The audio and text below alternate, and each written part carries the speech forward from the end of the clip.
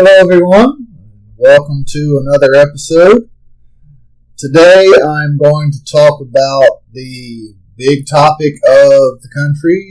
Everyone is going nuts about the virus that is going around the world, so I thought I would talk about it for a little while. But I'm going to take the opposite angle of the rest of the media. I am a sort of media figure. And alright, so I said that I'm going to talk about the virus that is sweeping the country, and being a sort of media figure, I'm going to take a slightly different tactic than most. The media is going absolutely nuts and trying to stoke panic wherever they go. I'm going to do just the opposite. I'm going to try to put a little sanity into the argument and try to bring the flames down a little bit and try to cool the heads as much as possible. As much as there should be concern about any sort of virus, this is not the end of the world, as much as the mainstream media might be trying to play it that way. If you look at the Spanish flu from 100 years ago, by comparison, this is nothing at all. But we should still, of course, be cautious. Now, let's look at some of the other things out there that we can use to keep our heads together. Now, we're calling this the coronavirus. Now, that should be one reason to kind of smack ourselves into reality. This is not the coronavirus. This is a coronavirus, because this is one of several. If you want to put this into some sort of reality, then think of the common cold. That is a coronavirus. If you remember the SARS outbreak from 2002, 2004, that was a coronavirus. One of several.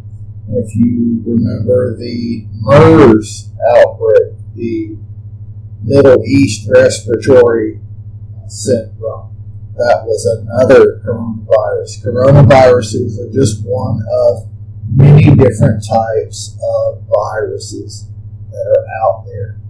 It is not the coronavirus. So this particular strain has been called COVID-19 by the World Health Organization, or WHO. You can call them the WHO, but it's not the band, as much as I would like to think of it as the band. So the World Health Organization, WHO, has dubbed it COVID-19, and it does have some particular symptoms. And while for some people diuretic symptoms can be part of it, you do not need to buy 1,000 rolls of toilet paper. That's going out to mostly the Americans, of which I'm one, of course. I did not buy all kinds of toilet paper. In fact, I was one of those people laughing at the people buying lots of toilet paper. When I was at the store, I was one of those people who pretty much walked in and bought a bottle of, not this, but I bought a bottle of vitamins. And I was at the Sam's Club. I used the Scan and Go app on my phone, paid for it, and walked out while the line for the register was backed up to the other side of the store. So everyone else is looking at me like I'm some sort of alien because I'm just walking out and they're still there with baskets piled high with panic purchases, mostly toilet paper and bread and meat. The reason I was not doing that sort of buying is I had plenty of those things already at my house because I purchased what I need when I need it, or I'm not going to all of my buying habits, but let's just say I don't panic buy because there's sufficient things here on hand, so, and plenty to last for a while. So let's just move on from that. Now, I've also got some things in the show notes for this episode that will be useful. Not only have I got some information about those other two major coronaviruses that I've mentioned, SARS and MERS, I've also got a link to some of the World Health Organization's primary myth-busting facts. I think you'll find those of great interest. I'll just read a few of them. Some of these are really quite interesting, such as cold weather and snow cannot kill the new coronavirus. So you people up in Minnesota, Michigan, Canada, Alaska, sorry, that won't help. COVID-19 cannot be spread through mosquito bites, so that's good news for us down south. And spraying alcohol or chlorine all over your body kill the new coronavirus. So, some of these sound like memes popping up on the internet. They really do. And the answer to that is no. Spraying alcohol or chlorine all over your body will not kill viruses that have already entered your body. Spraying such substances can be harmful to clothes or mucous membranes, i.e. eyes and mouth. Be aware that both alcohol and chlorine can be used to disinfect surfaces, but they need to be used under appropriate recommendations. And for all of these Mythbusters, there are graphics that can be downloaded for spreading around and using to spread awareness for these. And I'm skipping a lot of these so that there's still a lot of stuff for you to find yourself. For you vampires out there, or people wanting to keep the vampires away, can eating garlic help prevent infection with the new coronavirus? Garlic is a healthy food that may have some antimicrobial properties. However, there is no evidence from the current outbreak that eating garlic has protected people from the new coronavirus or vampires. I added the last two words myself, but that's always fun to do.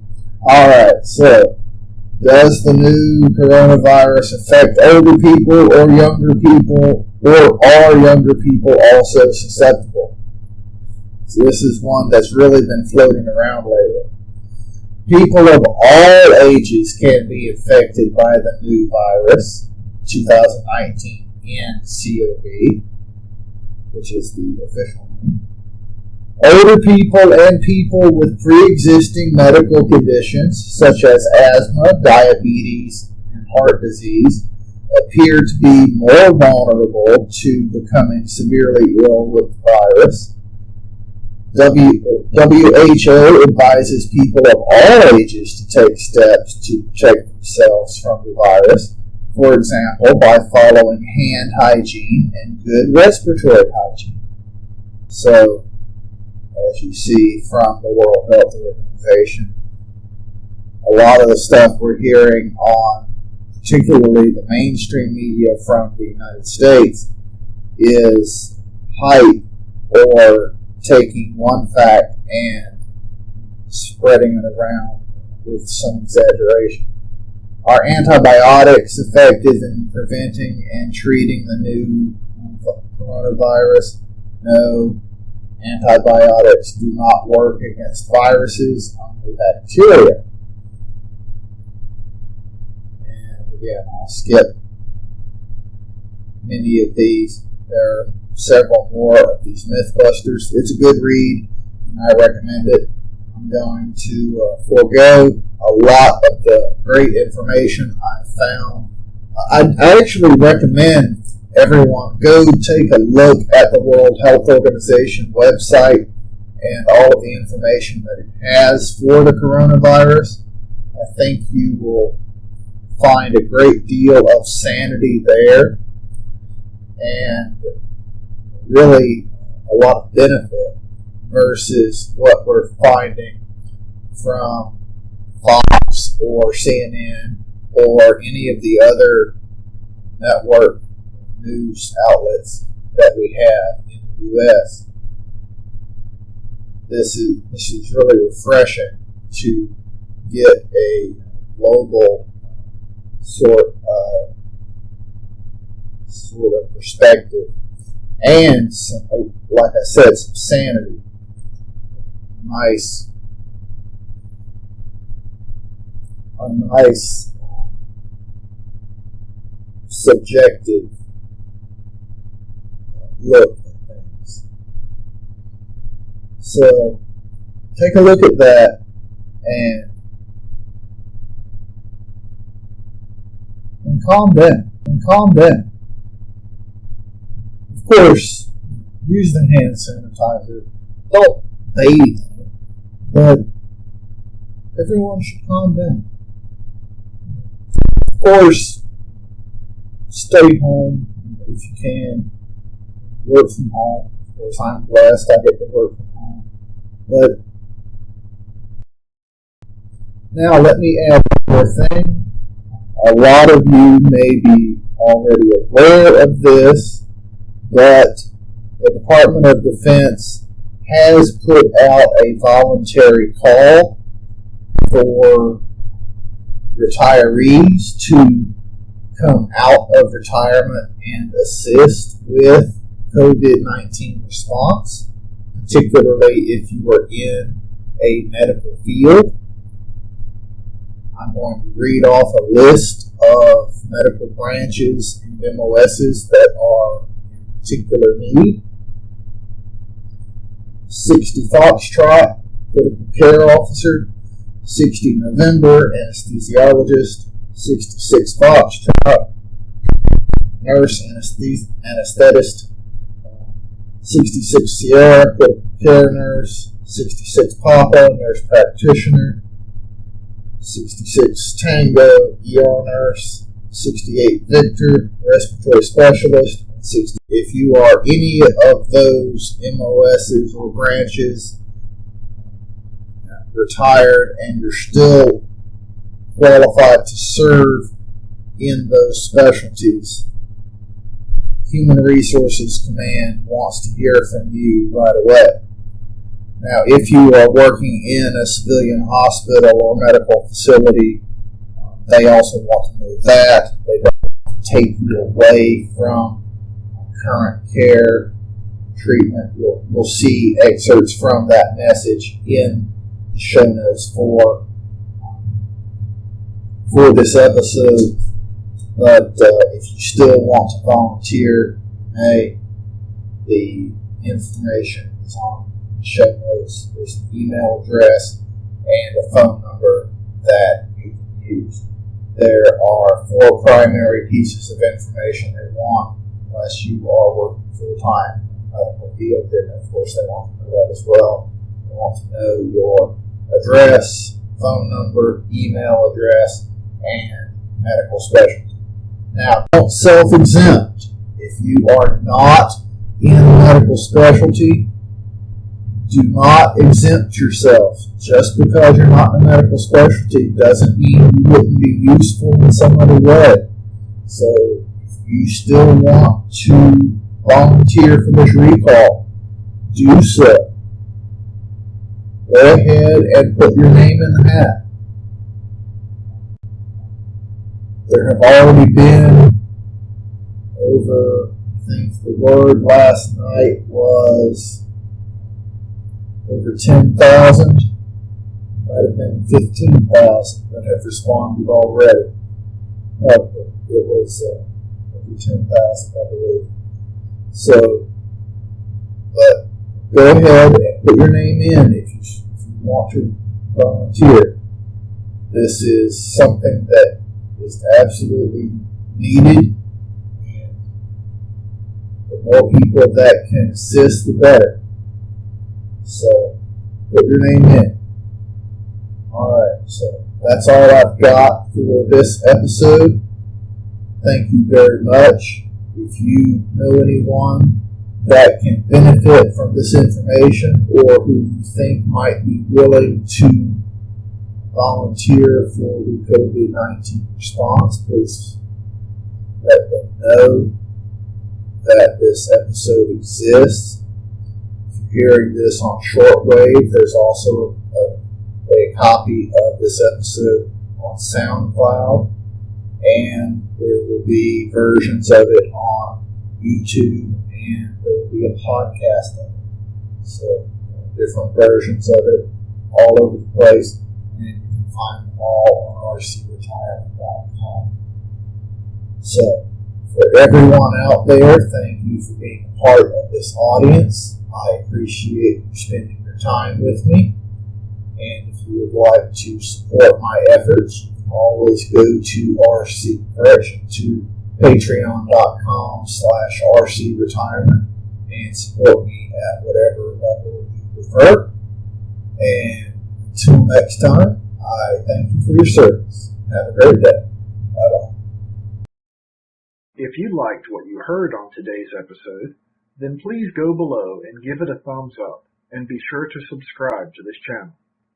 Also, please let other people know about this channel and the information it can provide for them. If you have questions or comments, then please have no qualms about posting them in the comments section below. Please remember the RC Retirement YouTube channel and the RC Retirement website are not recognized or endorsed by the Department of Defense, the Department of Veterans Affairs, or any other government agency. The information presented in these resources are for entertainment and informational purposes only. Also, the content of either of these resources should not be considered financial or legal advice.